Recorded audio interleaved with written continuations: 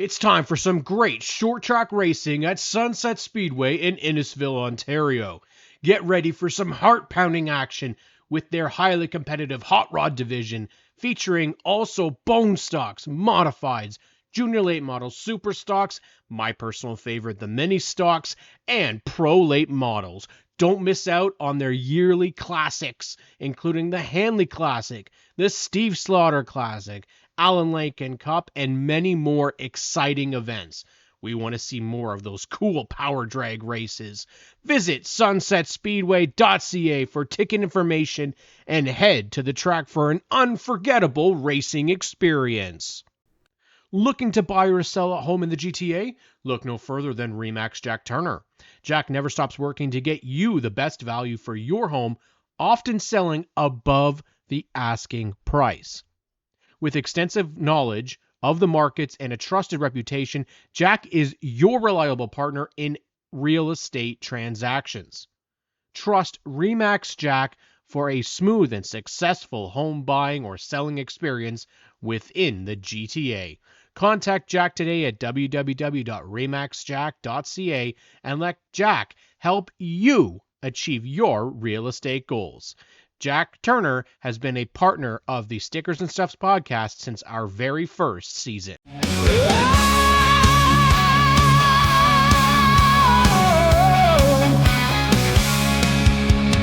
Burning rubber on the blacktop grind, fast machines and the thrill we find. KMK and Graydon taking the reins, grit and glory racing through the veins. Stickers and scuffs, revving it high, motors roaring, the sparks will fly. Talking to legends, stories unfold. The need for speed never gets old. Never gets old. Engines scream as the questions roll, chasing the edge with a heart of coal. From the asphalt kings to the dirt track dust, racers unite in the name of trust. Stickers and scuffs, revving it high, motors roaring, the sparks will fly. Talking to legends.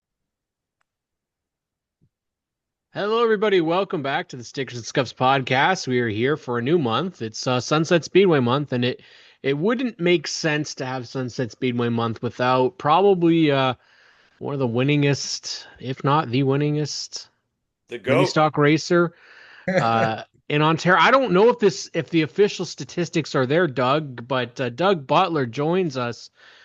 Where are you sitting? Do you know in terms of how many feature wins you've got? I probably couldn't tell you guys. I have to count all the trophies. But You have you counted the trophies? no. Really? I've had a little peek around your shop, man. There's a lot there to count, and I'm pretty sure you got more stowed away somewhere too. Yeah, I want to say probably in the hundreds for feature wins. No freaking Hundreds for doubt, bud. feature wins. Jesus. And you started out, was it Barrie Speedway that you started out at? No, I started out Sunset Speedway 2007 was my first year. Oh, okay. So when did you make the trip to Barrie? Was that just spur of the moment type of thing or Well, that's actually an interesting story. Randy gets a kick out of this one. But I went to Barrie a few times for their invitationals. They had some good paying invitationals. So I went there here and there for their invitationals. And I wrote off my first car. I built this car and I got challenged pretty much by Charlie Smith to come run at Barrie because he was top dog there at the time. Right. So and how it worked out pretty good for you in the end, I think. well, I came to Barrie. It was a learning curve, but it was a good change between politics and other stuff was going on. Different scenery, different people, and yeah, it worked out for the best. I met my wife there, so Yeah, I was gonna say, bumped into a nice young thing that you ended up setting up a life with. That's pretty cool. Yeah. Was she Yeah, better so than it was you? basically an invite with a brand new car. So I went there and started learning new stuff. Now, Barry's unfortunately long since uh, left us. But what was the way to get around Barry Speedway? Because if I'm not mistaken, that was much smaller than Sunset. Oh yeah, there was a third mile on the outside wall, basically. Hmm. If you ran the inside, it was probably a quarter mile, probably about the size of Arnie. Hmm. So it was very tiny. All I could say is the best feeling is you got is three turns. There's no fourth turn, or there's three. There's no third corner. There's only one, two, and four. Because three, you just hold it, you pin it till you see God, basically, and that's what you had to learn. And then Right. come as close as you can. There used to be a grate there. Hit the grate and sail it Yeah. off the corner to the wall. So Man, That's awesome. oh man, I'm so sad I never got to see a race there, man. That place, Oh, buddy, it that was place so looks cool. so fun. Oh, now Yeah. we got the YouTube and I can watch the. That's I'm not to say Doug's been doing this for a long time, but it's on YouTube from like 2014 or whatever. So which is like the early times of our racing being showcased. It seems like, but there's a lot of people Wow. still racing that were out at Barry with you, not just in mini stocks, but just overall. It seems like it's kind of the drivers have been around for a while and are still out there racing across the province.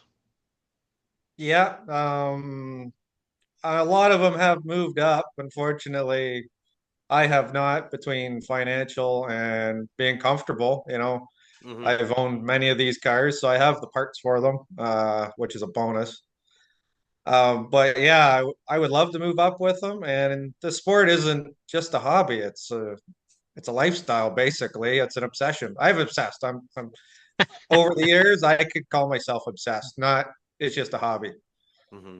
I think we can agree on that, Graydon. I think we're a little obsessed too. Yeah, and as I said, I've had a peek within your shop walls, Doug, and um, everything kind of what you've said up to this point that leads to the greatness that you've pulled off in your race cars over the years is preparedness. Like you, and I've seen it firsthand being able to have driven Randy's car one time and racing kind of alongside you. Well, not alongside you, watching you like take off ahead of me, but um, preparedness not only outside the track but on race day. Like you have it down to an art for sure, having done it for a minute or two, but. If you don't have a well executed plan and having every nut and bolt, like the nut and bolt checks and the regular maintenance and all that stuff is so important to sustaining like a championship caliber piece of equipment that you've driven for a while now. Yeah. Basically, that's why it came down to rebuilding my car this year, actually, is because I had issues in Flamborough and Sunset, basically lack of maintenance. So I decided, what the hell, why not? Let's go gung ho. It's Yeah, paid its dues. So, but yeah, it's you got to keep on top of it. Brakes, ball joints, tires, yeah. And we Hot don't shot really. rookie's not going to burn brakes off cars and stuff too, right? Yeah, throw the brake pedal out the window. Yeah. We don't see a ton of What's Graydon? Yeah, sorry. What's yeah, we Graydon don't. doing to boil the brakes? Get off the brakes. Problem solved. He was still at work when got that advice too. We don't see a ton of Nissans out there, so what was it about that car that and I'm glad that we don't. I think it makes it unique that you're out there racing one, but what is it about the Nissan that you find that works so well? Uh, well, how it became is I basically got given the car by a fluke of a friend of my dad's. I was going to buy it when I was young, when I was about 16, I think, but I couldn't afford the $600 he wanted. So yeah, Six I know. hundred dollars. No, no, for a road car. It was a road car. Yeah. I know, $600. I couldn't afford it, so I let it be. And that guy borrowed my dad's race car trailer to go pick up an Oliver tractor. So we went to go look at the car another time. He came back with the Oliver tractor at the same time. And we went back, like, let's go get the trailer back. Okay, that's not a problem. And we unloaded the tractor, and the guy said basically, you load up on the trailer, it's yours. I need a parking spot for my tractor now. So that's how I lucked out with the first car. And Bound Melonhorst was starting to run them, and he was being very successful. So I knew there was tons of potential. He just wouldn't tell me his secrets. Yeah. Figure it out for yourself, right? Well, research and development. I was in computer Yeah. class. I was researching everything I could do. Nice. Well, I think it worked out for you. I mean, multiple championships, feature wins, routinely out there every week. You're up in the front of the pack, and if you're not, you're making your way up to the front. So, mini stock racing, as I have talked about a bajillion times on the podcast, is still one of my favorite classes, and I think I don't really know what the reasoning is behind that. It just seems like it produces some of the best racing out there, and you've been a part of it for so long. Has the way that the mini stock class raced, is it different than what it was when you started? Huge. Oh, really? That could be a question I could explain for hours. Oh, It's when I started, I was going to the junkyard every other day to twice a week to look for tires, and that's the tires we used to use. Mm-hmm. We could get away with a $25 junkyard tire, use it for 3 nights, throw it away. We didn't care. And also used brakes. We used to throw used brakes on it. We used to throw oil from another car. Like, it was very stock and very primitive. Mm-hmm.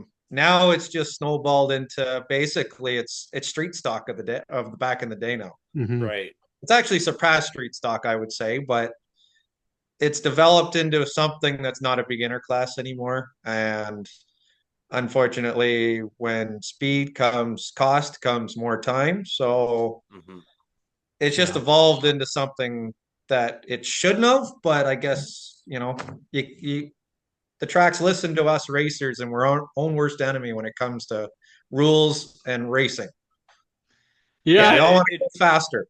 It totally does just snowball to, like you said, where one class surpasses a class of the older days of higher horsepower and all that sort of thing and cost just to do business. And it's a shame, but it is, and not to mention just the way of the world where parts and rubber, nothing is cheap anymore in any sense of the word. And it makes it so hard to for racers to show up, let alone compete, which it's not. I don't know. What is the problem there? It is. It's just kind of racers are their own worst enemy, but also it's just the way of the world where it's getting harder to do that method where you said, Doug, where you're going to junkyard to find parts. You could do that, but you're not going to keep up. Well, and you can't find those cars in there anymore. They're 35-year-old Right. Yeah. cars. Yeah. Not to mention just parts availability for sure. So like you're also kind of driving like a I don't want to say it in a The dinosaur. derogatory way, but like a time capsule. Like it's you're you're carrying the banner of you're bridging the gap, kind of, if I would say, like the way it was and the way it is now, and you can still go out there and kick some ass too. Yeah, a lot of people are impressed with that. I haven't done a lot. I've done a lot to my car, but I haven't. I've done a lot of work to it. I haven't put a Mm-hmm. lot of money into it. Yep. Either you got to do one or the other. If you do both, you're going to be really great. One of the But things like, that sorry, continue, Doug. I just like, I'm probably one of the only top mini stocks out there with stock door hinges. Like, my door's still open. That's pretty cool. I A kind lot of love people, that. a lot of people are flabbergasted by it. I'm like, yeah, I just didn't want to deal with mounting the doors. I want to be able to open the doors, pound the dent out, put 5 rivets in, go on my way. That's pretty smart. Yeah, Bo and That's Luke didn't even do that. yeah. I was gonna say, I mean, and this is the thing is we've kind of seen, you're talking about $600 for a road car that you've now used as a championship car for, over 100 features or Well, around a ton of features, we'll say. hold on, this is the second car. Oh, Yeah. this is the second car. Okay, Second so car, yeah. yeah, but either way, you got the first one for $600. Yeah, got Now some good race cars, workhorses there. mini stocks now I seen going for $10,000. So what are we Easy. doing here, right? Yeah, easy. The cost is just it's out of this world.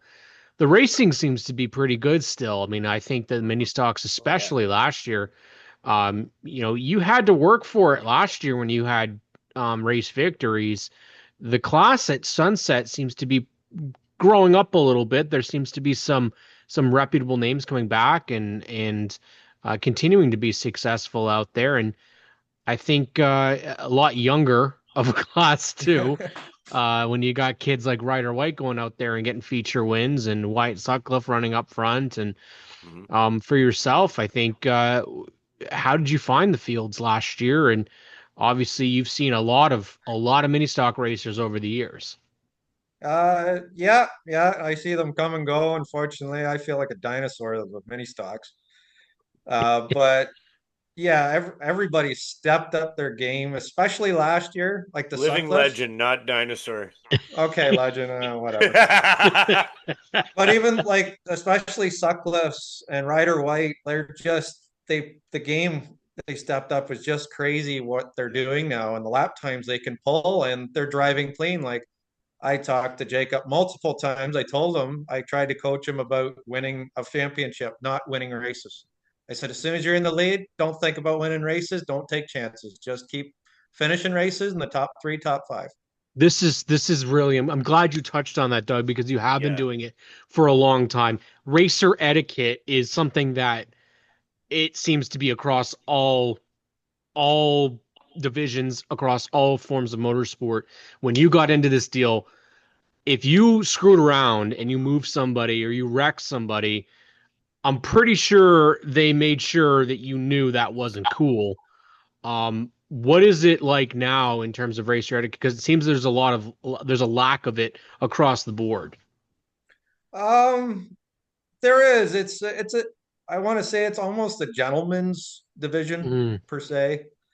Our cars are very expensive now, and when you hit or wreck somebody, there's a chance of you wrecking.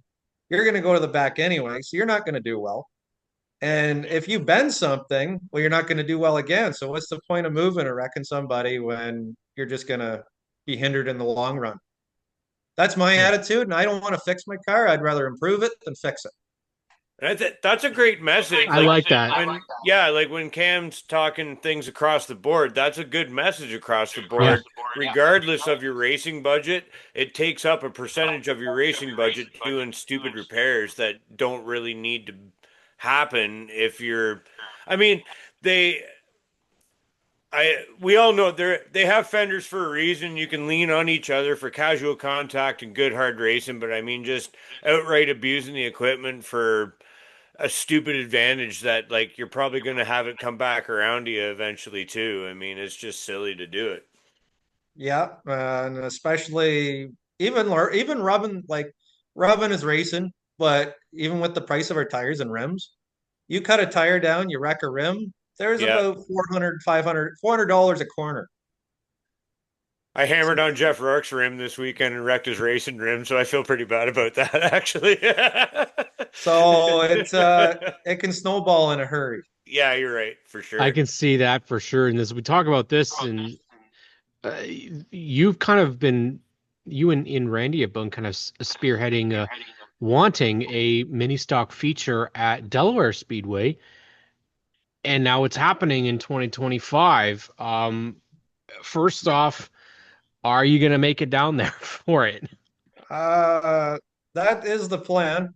I actually have the week booked off prior to work on the car, not to work in the car, but it conveniently worked out that I do have the week off, that week off. But I have a couple things I want to try up my sleeve that I didn't try last time I was there about 10 years ago. Oh, I didn't know that they've ever. I didn't know that they've run at Delaware before. They used to run open four-cylinder championships, it was called.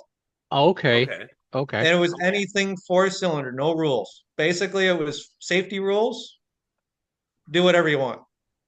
Wow. Wow. Let's Like, bring that So, back. yeah, like well, Can-Am for friggin' four bangers. That's cool. well, it was interesting because a lot of the major cars, like nobody overdid it. Like somebody threw a 500 Holly on her Mustang, like Hmm. shit like that, right? It didn't cost a lot, but it made a little better.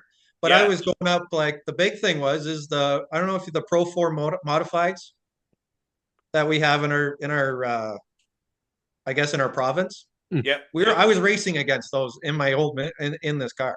No way. That's so cool. I was racing against open wheel modified four cylinders. Like it was wild, and they handle like crazy, and they have got tons of motor too. Man, that would have been cool to Oh, see on the track. That would have been such a fucking. And Sorry. Maybe the Cam edit that out. Sorry. That would have been fun to watch. and on top of that, to fill the field, they'd throw all the bone stocks in. Whatever bone stock would want to go for a payout. So oh we my were God. chopping Sorry, and Cam. Like, dicing. but isn't that exciting sounding? I kind of really want to see this. Yeah. I was a little wild cutting through traffic. Like we probably lapped everybody every lap. Like it was That's like crazy. as close to class racing as I you was can gonna say get it sounds in. like an IMSA race. Yeah. Throw that on the Flammy Road course, why don't you? Holy Bone jumping, stock, but man. the bone stocks there were really respectful and holding their lanes and getting out of the Yeah. way. The Pro 4 mods, they started coming on at the end because they had a lot more setup than we did. So the long run, they were coming back. Luckily, it was only a 30 lap feature. Man. Oh wow. Man, Yeah, this is the it was wild. this is the stuff. This is the stuff. This is why we Yes. have Doug Butler on the show, man. This is Exactly, man. You make me throw uh, the F bomb out by accident there. That was I awesome. in like I did that 200 myself. That was my episodes, fault. in over 200 episodes, that's never happened. So good job, I Graydon. know. And I usually like I probably said the F bomb like 500 times today before this. I just usually cut it out before now. But That's right. Doug, we know Cam and I know for sure, but not everybody does. You're obviously a very accomplished racer, but it all starts in the automotive culture and hobby together. You're a car guy. Just talk about your love of cars and where it came from, what the car itself means to you. Uh, I don't know. It all started. Well, I've actually always been in love with Camaros. Yep. I had a Camaro book when I was like a yay boy, and I said I want that Camaro. Yeah. And that's where it all started, basically. My dad was a body man, Yeah. but I'm not one for body work, so I turned into the mechanical side of it Hmm. and just learned everything I can from everybody. But yeah, as for cars, my first car was a lot of bush cars. I Hmm. used to bomb down the road and accidentally put it in the ditch and roll it. It happened. I'd have to walk back home about 3 kilometers, go get the tractor and rip it out of the ditch. The old walk of shame. Yeah, just Oh basically man. keeping them going, and then Yeah. three wheelers and dirt bikes and all that crap.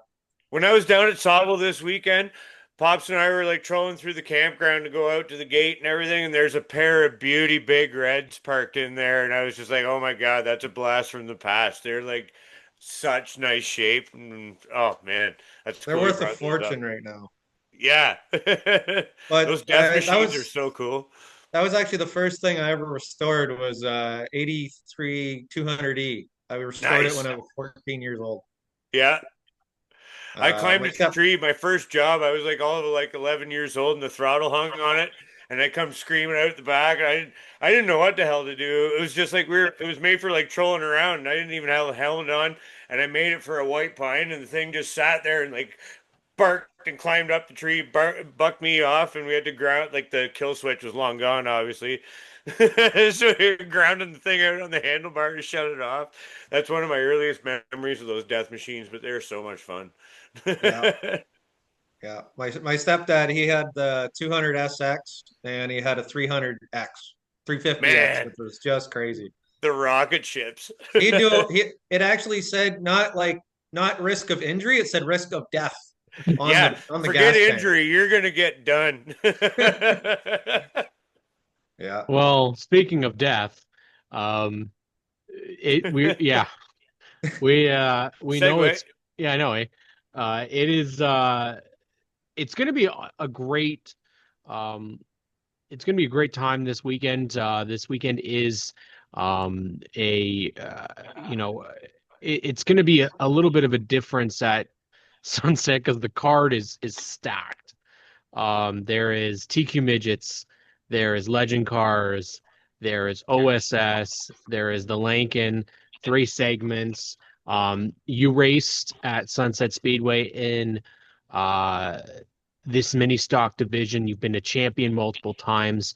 Lankin's something that we never really seen before. It's a 3 segment feature event, 3 separate races, and with points total. You've run it before. What do you want to say about the Alan Lincoln? Uh, I couldn't ask for much better of a setup. Like Oh yeah, it's eh? it gives a good opportunity for everybody, and to me, it's fair with the finishing order restarting as the starting order inverted. You know, it Yeah. gives everybody a chance, everybody a fair shot at keeping at the front and gaining points. Like Flamborough does that for their features. They take this your qualifying, they do the starting order, and then the finishing of that feature is the starting order inverted for the second feature. I'm all about So it was out of inversions. that kind of playbook, and I'd rather have a bunch of sprint races than versus one long race because our cars are not designed for that. Right. Okay. You know, So everything gets 50 hot. lapper's not a doable thing? Pardon? A 50 lapper's not like You could do it, but I don't find it's fun. oh, okay.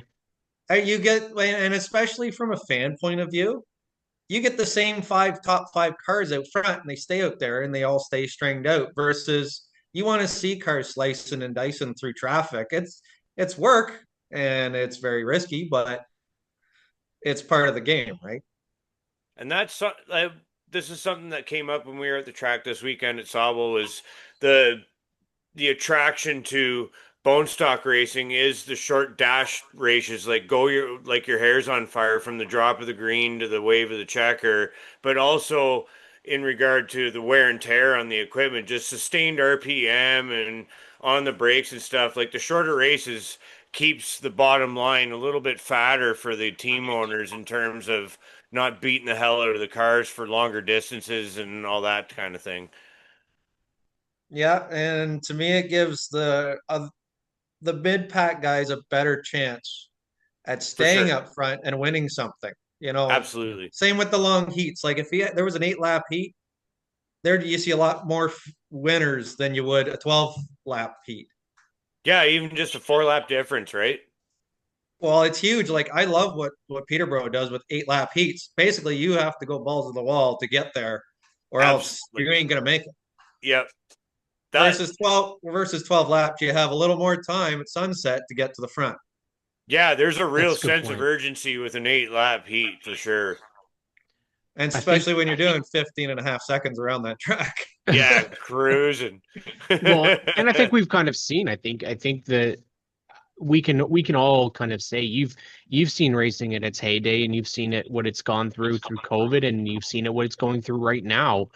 It's a hard sell for to keep people at a racetrack for 8 hours. It really is. A And the long day. show's got to move on. It's got to go quick. And I agree. I think inversions. I listen. Flamborough Speedway has hooked Mm. me ever since they started. I'm seeing Pedal Power with their videos every week. I'll watch every single pure stock race because it's so entertaining seeing the field kind of get reversed, and you see guys go out there and guys and gals really go out there and get top finishes. And I do think every track should look at that. And same with lowering heat numbers. I like the number 8 for laps. I think it's great. Um, I think 12 is it can be a little long. Well, if you You have know Depends on the six track. cars in 12 laps, it's not going to be entertaining. Yeah, exactly. exactly. Yeah. So, I mean, if you cut them down, and I mean, I think Peterborough this past weekend, for the classes that had less than 10 cars, they just did one heat and you just did it all together. Right. Yeah. And I mean, like, that's the way I think you should do it. Right. Like, there's going to be a lot on the table. I don't know. Did you race against Alan Lincoln at Sunset? Oh yeah, I've raced against him, not very much because he was out there when I was kind of taking my break and doing just specials. But a little uh, information is I actually worked across the aisle from him at Honda. Oh, wow. So see something like this for him, and he's beloved, obviously at Sunset Speedway. It had gone way too soon. No one wants to see memorials. I hate to say it. We'd rather those racers be with us than us having a memorial race for them. But this was a really good thing that they did, and having his car out there, and I think McGlashan's had the number put on his car for the race and in the past. So are we going to see Doug Butler back out with his number 10 for the Lincoln, all fancied up and redone? That's the plan. It actually goes out for wrap tomorrow. Nice. Ooh, So we'll see well, what he has planned because it's a surprise. Oh wow, nice. I You don't love even this. know, eh? I love it. I just drop it off. I tell him to do his thing, and I tell him it's your name on the car. So create it. Oh man, that's cool. That's got to be kind of neat for you that you're when you go back to pick it up, you don't even know what it's going to look like, not even a clue. Yeah, he pulls the car cover off and everything when I get there. Awesome. That's Well, super cool. what we're really excited about is that Doug Butler is our veteran SNS ambassador for 2025. Yes. Obviously, when we started this program, we were looking at somebody to kind of be the helm at the top, being the kind of veteran that we want our young racers to look up to and to learn from. Yourself, Doug, you've been at this for a long time. If you have one piece, and I know there's lots of advice to give, but to the younger racers out there, what's one thing that you think all racers should take in and think about when they're out there? Well, I have one suggestion. It goes against racing, but I think the biggest is patience. Hmm. You got to have patience to get through the pack. You have patience to set up your car. You have patience to wind down the laps. Like you can't win them on the first lap. So you got to wait for the holes and take the holes and maybe not take the holes when they're a little risky. So, I but think, I told that to Jacob. I told that to yeah. Ryder. I said patience. Hmm. Patience will let you win races instead of Now, wrecking your. now, So Doug, true. um, you're gonna have some partners on the car this year. So this is your moment to shout out not just partners, but also anybody that helps you make it to the racetrack each and every week. Anybody, friends, family, that you want to thank. Podcast hosts that, for some reason, Listen, the guy, have a liking to you. he's I will fishing. He's say. fishing. I will say Doug has a great habit of embarrassing me on race days when he wins because he always likes to pull my name out in his victory speech and then says, "Oh, everybody, like we want to thank Cam and make sure you watch Stickers Scuffs." And he looks at me and then has everybody else look at me, and I said, "Thank you for that, Doug, for always remembering us and embarrassing me." Yeah, that's not it's not about us, but anyways, thank you for being such a great rep for us and for dealing with all of our shenanigans as well, because we bug you a lot for interviews at the racetrack. I don't mind it. I got to get out of my shell some point. Yeah, yeah. I still have that intro of On Track Weekly where you couldn't remember what the name of the show was. I might use that still. Oh, come on. Don't do that to me. It was a great clip because Randy basically is just sitting off camera and she's whispering the words to you and you couldn't get it. I'm like, oh, this is gold, gold. But this is your time to thank those people and those partners that help make racing possible for you. First of all, I'd like to thank you guys for choosing me for being an ambassador for Stickers and Scuffs. You know, you guys do a great job covering all of racing in Ontario, basically. You know, you can't lack promotion. All the promoting you can get for this sport to make it live. Without promoting and trying to get sponsors, it'll just die eventually. So you Mhm. do the best we can. Highway 90, obviously, because they're going to make that car look great. Top shops, they always pick the right color just to make your eye pop. Northern Construction, they definitely helped in making the car look good by painting it this year. He does a stellar job. And what am huh? Oh, and sorry. And I actually have a new sponsor this year that came to me called The Shop. It's a mechanic shop in the south end of Barrie. Mhm. And they basically sorted me out last year and came to the races a few times and they loved it. And they basically just said, I want my name on your car. And I was excited for the opportunity. And Nice. I couldn't thank them enough. Basically, that's going to make me with the playoffs. It's going to pay for my playoffs and help me Awesome. do well there. Nice. Well, you better now. You got the S&S pressure. No pressure. I'm relaxed out there. I'm going for a Sunday drive. Yeah, You're you do look like you're just having a Sunday drive. Other guys are sawing on the wheels, and you're just nah, nah, nah, you know. one-handed possibly too. Yeah, yes, I have seen the one-handed. He's just Dale Earnhardt just style. cruising. Got the open face helmet still and everything. Like just enjoying himself out there. Man, love it, love it. Anybody in your life you want to thank that helps you with races? Uh, you know, uh, my wife is obviously the biggest supporter. I spend all the time out there and not in here. And her dad encourages quite a bit. He helps out when he can. He always asks me if I need help. And basically, yeah. And the rest of my family just keeps me going to the racetrack and staying in it, especially my grandmother. She's one of my biggest fans out there. She's 95, 94, 93 years old, and she still comes to the racetrack to see me Yeah. race when she Wow. can.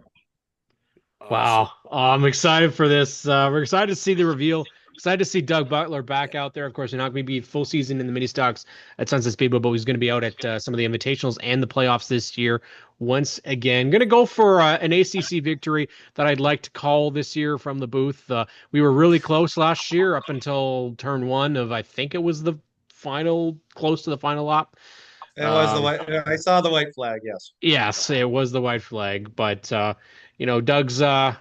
Doug's one of our favorites. He's been with SNS now for, I think, since 2022. I think maybe 2023, maybe. No, 20. When did you win the last championship? Uh, 2015, 2023. 2023. So I think Yeah. we're 2022 was the end. We started getting him on, and then took a first championship with SNS in 2023. Maybe we'll get an opportunity to see him do it again at some point. Thank you guys for tuning in to Stickers and Scuffs. Thank you, Doug Butler. How can people follow along with you guys on social media? I know you guys have a Facebook page. Yeah, Butler Racing on Facebook and Sege Racing with my wife. Ladies of the Oval, definitely hit that up. Got to support that. Got to support the ladies in this sport because it's awesome to see them out there. I'm a guy, but I don't even see them as a girl out there. I see them as a car. So, but that's the Yeah. attitude we need for fairness, and you see them dominate a lot of the classes nowadays. So, but Yeah, yeah, that's support true. support our Facebook pages. Give them a like, give them a click. Highway 90 is all about that. So he loves all the supports. He loves the likes, likes the shares. He's a very social media guy. So Well, we'll please do definitely that. make sure we do that, Doug. Yeah, absolutely. And just having gotten to drive a car prepared by you and learning from you and Randy and Jimmy and it's awesome to have you kind of represent us on the scale that you are this year, and we can't wait to see the unveiling of the new P or the Nissan. I don't know what rendition 2.0, 3.0, but she's a good workhorse, and we can't wait to see you get back to work in it, man. Yeah, hopefully this weekend I'll be out there. All goes well. Cool, man. Well, that's Doug Butler. Make sure you guys head out to Sunset Speedway this weekend for the Alan Lincoln Memorial. There's OSS involved. They've got the TQ Midgets, Legend Cars, and the Ontario Bandoleros, and a really packed show. Action begins at 3 p.m. only at Sunset Speedway. And of course, we want to thank them for partnering with us, along with Remax Jack, our very first presenting partner here on the podcast, for the entire month here on Stickers and Scuffs. Thank you for watching the Stickers and Scuffs podcast. Subscribe, share, and like for more Ontario motorsports content.